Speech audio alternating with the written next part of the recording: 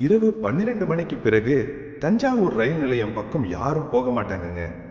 ஏன்னா அந்த இடத்துல இன்னும் ஒரு பெண்ணின் நிழல் சுட்டிக்கிட்டு இருக்குதுன்னு தான் எல்லாரும் சொல்றாங்க. அந்த பெண்ணின் பெயர் மனோராகா. 1998ஆம் ஆண்டு கல்லூரி முடிச்சு மகிழ்ச்சியோட வீட்டுக்கு போக ரயில் நிலையத்துக்கு வந்திருந்தா. மழை நனையிறது, நிலையம் வெறிச்சோடி. அவ ஃபோன் பண்ணி சொல்றா, அம்மா ரயில் லேட்டா வருது, இன்னும் 10 நிமிஷம் தான். அம்மா பக்கம் இருந்து, சரிம்மா சாவி கவனமாவே, வீட்டுக்கு போய் பேசலாம். ஆனா அந்த கால் தான் கடைசிது. அதுக்கு பிறகு மனோராகா வீட்டுக்கு திரும்பவே இல்லை. அந்த மாலை ரயில் வருது. மனோராகா தன் பைக் எடுத்துக்கிட்டு நிற்கிறா. அந்த நேரத்துல ஒரு வயதான சாமியார் வந்தார். வெள்ளை தாடி, கையில் துளசி மாலை. அவர் சொல்றார், மகளே, அந்த பாதையில போகாதே, அந்த வழி திரும்ப வர முடியாது. அவள் சிரிச்சு, ரயில் வருது பாட்டி, நான் போயிடுறேன். அதுக்கு பிறகு அவள் காணாமல போயிட்டாள். அவள் உடம்பு எங்கும் கிடைக்கல.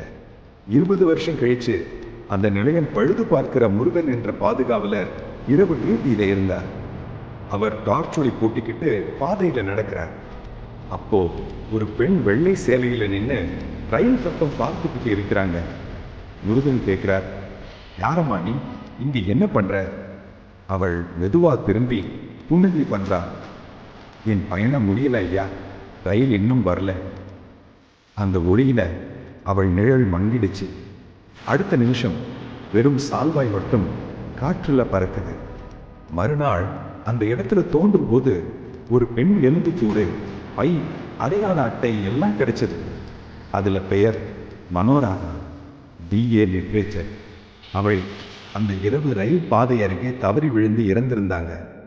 ஆனா உடல் யாரும் கண்டுபிடிக்கலன்னா ஆன்மா அங்க சிக்கி இருந்தது. முருகன் ஒரு விளக்கு ஏற்றி மெதுவா சொல்றார், மனோராகா, உன் உடம்பு அமைதி அடைஞ்சிருக்கு, நீயும் அமைதியாவா. அந்த நேரம் ரயில் ஹார்ன் ஒலி கேட்டது. வெள்ளை பனி மாதிரி நிழல் மெதுவா மறைந்தது. அங்க ஒரு சால்வாய் மட்டும் பறந்தது. அது நிறைந்த தங்கப்பின் வெளிச்சத்துல பிரகாசிச்சது. அந்த நாளுக்கு பிறகு அந்த ஆவி மறைந்தது. ஆனா இன்னும் சில சமயம் ரயில் வர்ற நேரத்துல அந்த சேம் மனோராகா குரல் மாதிரி ஒரு மெதுவான சுவாசம் கேட்குமா, என் ரயில் இன்னும் வரல.